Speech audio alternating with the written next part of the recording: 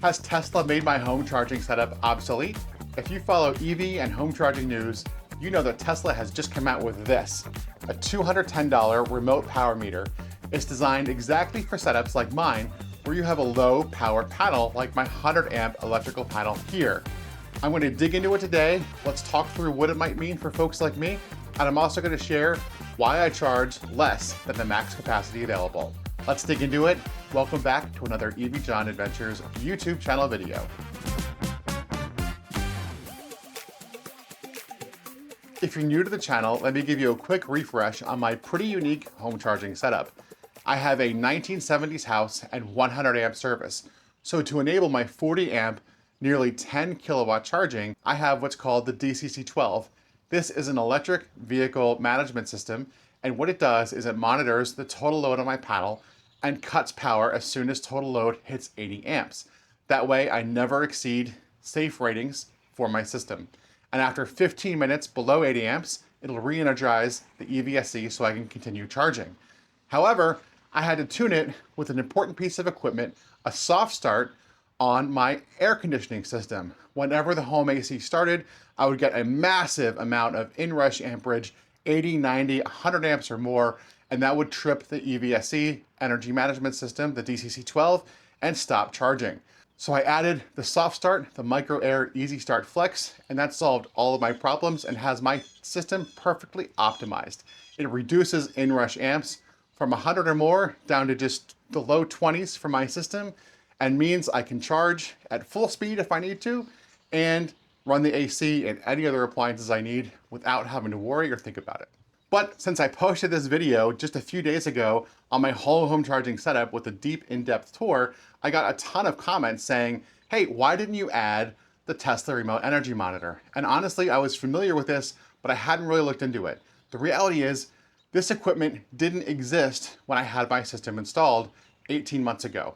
It just didn't exist. The only type of energy feathering systems were third-party systems, and I didn't like those, like I mentioned in the last video, because you depend on some type of app economy, third-party hardware support. What if that company goes out of business? I didn't want that. That's why I like my maybe not so graceful, maybe pretty simple, but perfectly adequate, code-compliant, and safe system that's guaranteed to work regardless of whether this company stays in business any longer or not. But now here we are, May, June 2026.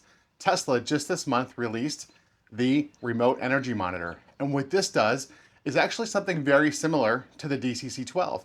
It uses current sensors to watch the full load on your system, but instead of being simple and just cutting power off to the EVSE, what the Tesla remote energy monitor does is it works in conjunction with your Gen 3 wall connector and throttles charging down. So if you have nothing running overnight, you have plenty of headroom and capacity in your system, you can charge at full 48 amps if you want, if you've configured it that way.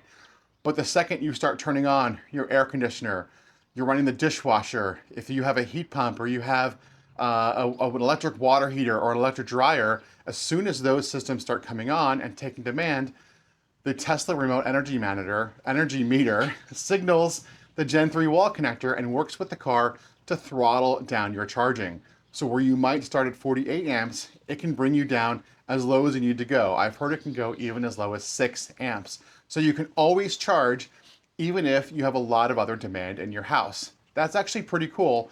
And what I like about this as well is it's all within the Tesla ecosystem. I have faith that Tesla will continue to support these products, and they seem to be able to work locally with no internet connectivity or app support needed, which is great for homeowners for longevity and reliability.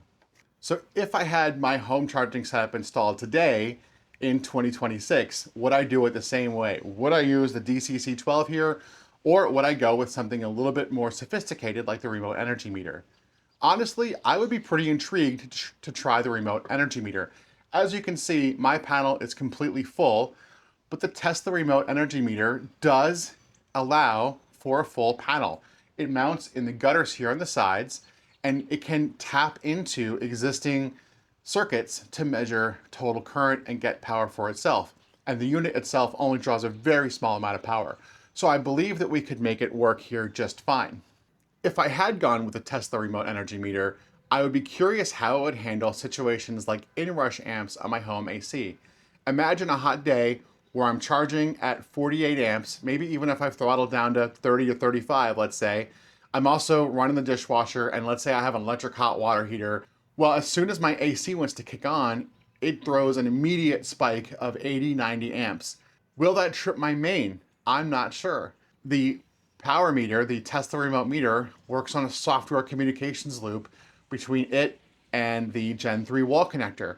Can it throttle power down quickly enough to prevent a trip on my main breaker here? I'm not sure how that would work. That's interesting to me. I think that's something to look for as we see more of these installations happen. Would I still need the soft start? I think I probably would. And that probably would be the missing piece of the puzzle that I would need to add to the system to optimize it, even with the Tesla remote energy meter. One thing I like about the DCC-12 is it's instant. There's no software reading at all. As soon as it sees the voltage or the amperage spike in your house, it instantly cuts power. So you don't have that maybe millisecond, maybe couple second delay. I'm not sure. Hey, maybe this would work perfectly with the remote meter. I'm not sure. Something to look out for over time as we see more of these installs happen. The other concern I'd have with the Tesla remote energy meter in a system like mine is the panel size. So while it can work in a system like mine where all the slots are filled, it does require room in the gutters on the sides of the panel. And these older panels are often just a bit smaller, so that could be a challenge. So if you're looking into the remote energy meter from Tesla, I think it's going to be a great solution, and it could make the DCC-12 obsolete, reducing the price and complexity of your install. But things to watch out for or ask your electrician about are inrush amperage and impact on that, and also room in your panel. Now let's talk about why I intentionally set my car to charge lower than the maximum 40 amps available to me. Regardless of what load manager you use, if any at all, you can manually be your own load manager. Inside the Tesla, you can turn down amperage for your charge. But I turn mine at home down to 25 amps. The question is why?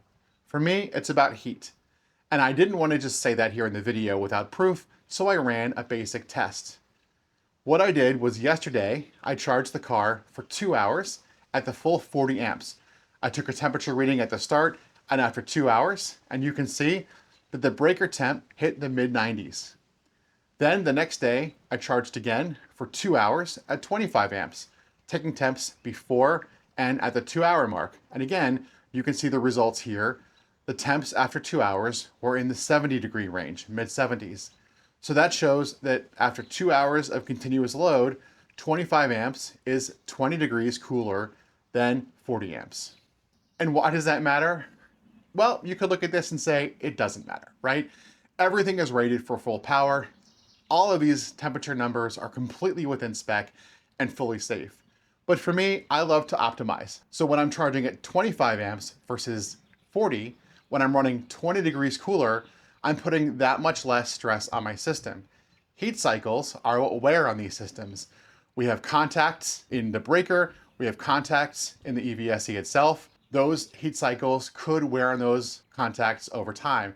We have breakers with spring tension in them, all these little parts that we rely on for safety. Why stress them? Why push it to max if we don't have to?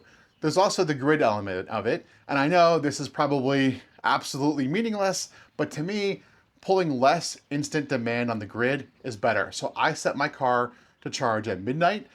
I have flat fee electric, so it doesn't save me any money to do that, but I like to be a good grid citizen. So I charge at midnight, which is the lowest utilization part on our grid, according to my energy provider PECO, and I have it set to charge at 25 amps just to limit the total demand on my old system and on our old aging PECO electric grid here in the Philadelphia area.